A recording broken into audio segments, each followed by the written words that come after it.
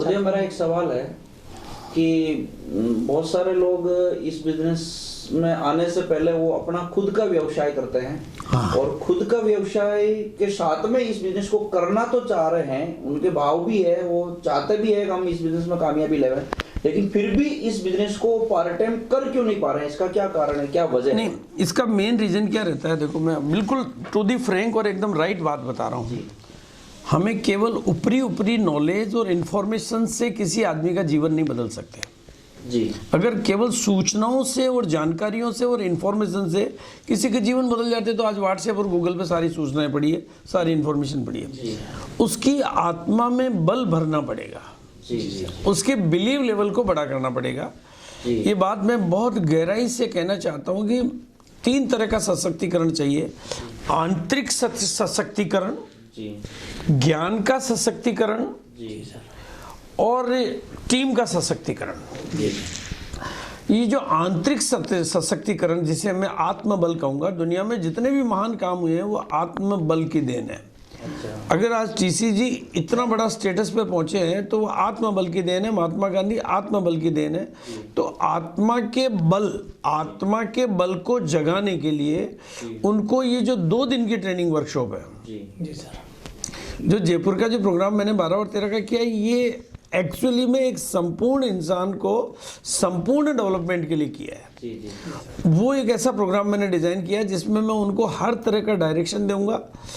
उनके जीवन में किस तरह के अवरोध आते हैं, क्यों आते हैं, उसका आसान विधि क्या है, उनको कौन सी क्लासेस डेली बेसिस पे सुननी चाहिए, उसका डायरेक्शन दूंगा।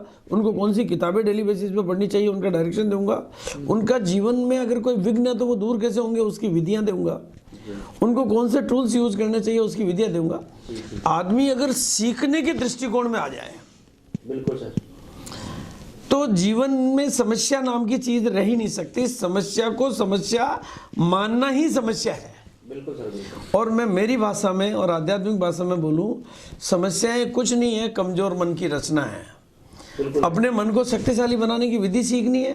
जैसे ही मन शक्तिशाली होगा, समस्याएं गायब हो जाएगी।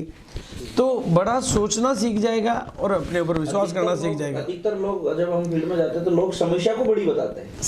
समस्या इंसान से बड़ी समस्या कोई है ही नहीं। समस्या बड़ी नहीं होती है। समस्या हमें अपने को कमजोर मानने से हमने समस्या को बड़ी मान लिया।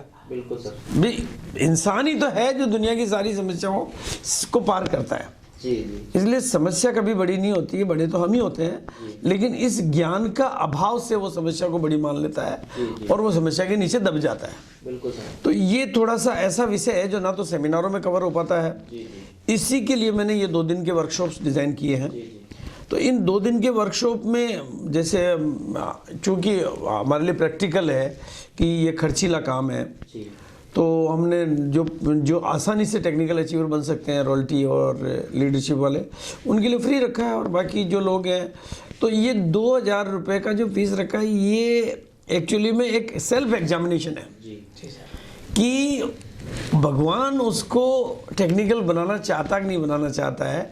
तो हो सकता है कि वो 2000 रुपये की वजह से ही रुक जाए, तो भगवान नहीं रोक दिया तो हमारे ऊपर बर्डन नहीं आएगा। वो वहाँ तक पहुँच जाता है, इसका मतलब भगवान भी ऐसा चाहता है, कुदरत भी ऐसा चाहती है।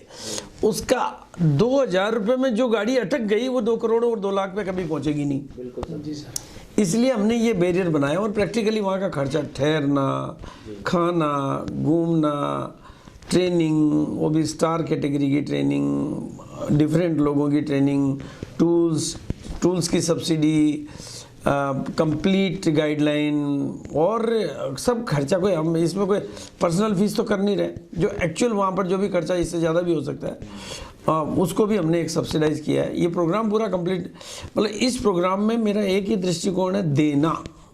देना हर आदमी को इतना भरपूर करके भेजना चाहता हूँ कि वो टेक्निकल से नीचे सोचना ही बंद कर देवे। और इससे बड़ी कोई बात नहीं हो सकती कि एक आदमी ये सोचना सीख जावे कि मैं टेक्निकल अचीवर बन सकता हूँ। इसके 1 करोड़ रुपए लगने चाहिए। मैं टेक्निकल अचीवर बन सकता हूँ, इसका मतलब करोड़ों रुपए का रास्ता खुलना। और प्रैक्टिकली वहाँ पर एक सब्जेक्ट को हमने इस तरह से तैयार किया कि एक आदमी अगर टेक्निकल बन जाता है तो कितने करोड़ रुपए इस बिजनेस में एक्स्ट्रा कमाएगा, अभी टेक्निकल बनने के फ़ायदे क्या हैं और टेक्निकल बनने का रोड मैप क्या है, ये सारी चीज़ को हम प्रैक्टिकल करके दे रहे हैं। मतलब वहाँ पर कदम जी अपना काम कर रहे हैं, केसी जी अपना काम कर रहे हैं, कैलाश का भी इसमें प्रोग्राम है। वो मतलब उनके सब्जेक्ट देखने के बाद में आदमी हिल नहीं सकता, वैसे सब्जेक्ट वो तैयार कर रहे हैं।